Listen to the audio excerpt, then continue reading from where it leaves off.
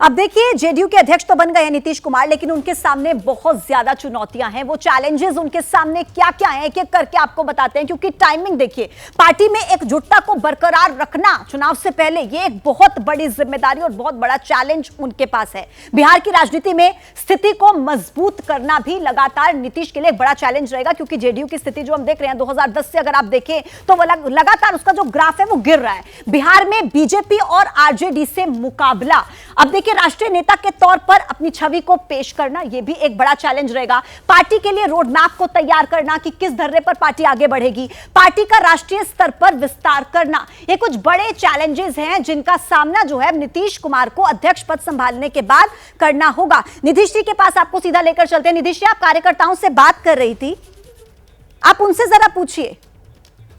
जी हाँ, ये मेरे साथ वशिष्ठ नारायण सिंह है। सर, जो मीटिंग में हुआ उसके बारे में 2 लाइन बताइए।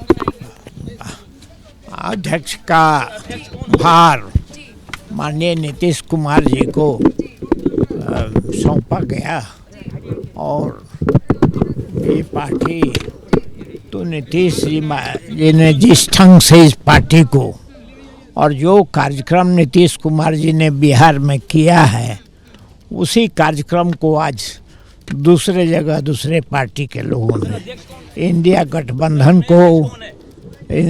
गठबंधन को देखा, सब पटना में ही बुला करके उसके राष्ट्रीय अध्यक्ष बनने के बाद कन्वेनर बनेंगे, इसको लेकर के कुछ चर्चा हुई। ये सब बात ये एक कार्यक्रम है, इससे अधिक नहीं। ये वशिष्ठ नारायण सिंह है और इनका कहना है। ठीक है नीतीश जी, कुछ कनेक्शन की प्रॉब्लम है, वापस आपके पास लौटूंगे। अंकित के पास एक बार चलती हूं। अंकित देखिए, नीतीश जी आपकी आवाज मुझे मिल पा रही है, आप पहले अपनी बात कंप्लीट कीजिए, फिर आऊंगी अंकित के पास। देखिए, राष्ट्रीय परिषद की बैठक से अभी वशिष्ठ नारायण बाहर निकले हैं और उन्होंने सिर्फ दो बातें कही कि एक तो ललन सिंह ने जो इस्तीफा दिया, जो ऑनरेबल तरीके से ऑनर्ड वे में उन्होंने कहा कि मैं इस्तीफा देता हूं, चूंकि लोकसभा को लेकर के व्यस्तताएं रहेंगी और इस वजह से नीतीश कुमार ने ये जिम्मेदारी फिर से ली है। हालांकि उन्होंने ऐसी किसी भी संभावनाओं से साफ इनकार किया है कि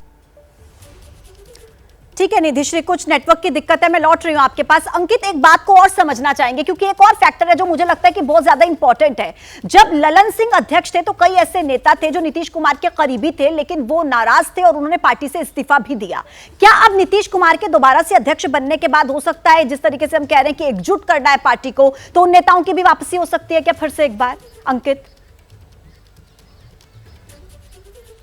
देखिए, ये कहना जल्दबाजी होगी, लेकिन जिन नेताओं का आप जिक्र कर रही ना, उसमें जो आरसीपी सिंह का भी नाम जो है शामिल है। आरसीपी सिंह वो नेता जो कि जो है ललन सिंह के पहले जो है उनके पास जिम्मेदारी थी, लेकिन जब ललन सिंह जो ज़्यादा करीब हुए तो आरसीपी सिंह को साइड कर दिया गया। कहा यह गया कि ललन सिंह को की जो बिना मर्जी और नीतीश कुमार की बिना मर्जी के आरसीपी सिंह जो है यहाँ पर केंद्र में मंत्री बनने के ख्वाब देखने लगे। इस तरीके की काफ़ी सारी चर्चाएं हुई, लेकिन कुल मिलाकर के अगर हम बात करते हैं ललन सिंह की और नीतीश कुमार की, तो जो करीबी चल रही थी, अचानक ऐसा क्या कुछ हुआ है। अब आप खुद सोचिए, यहाँ पर जो मैं कुछ जो नेता आए हुए थे उनसे उस सवाल का जवाब भी चाह रहा था कि क्या अगर जो है ललन सिंह की ये वजह मान ली जाए कि वो लोकसभा चुनाव लड़ना चाहते हैं, तो इस वजह से उन्होंने अध्यक्ष पद त्याग दिया, इसका क्या मतलब हुआ? इसका मतलब ये हुआ यहाँ पर 100% हम श्योर मान ले कि नीतीश कुमार अब किसी भी सूरत में लोकसभा चुनाव नहीं लड़ेंगे, क्योंकि अटकलें ये भी थी ना कि यूपी से चुनाव लड़ सकते हैं आकर के, और वो जो है प्रधानमंत्री नरेंद्र मोदी को टक्कर दिया जा सकता है उनके चेहरे के द्वारा, बहुत सारी चीजें जो पार्टी में ही चल रही थी। तो इसका क्या ये मतलब मान लिया जाए कि अगर आप अध्यक्ष हैं तो आप दोहरी जिम्मेदारी नहीं निभा सकते, कि आप जो चुनाव नहीं लड़ सकते साथ में?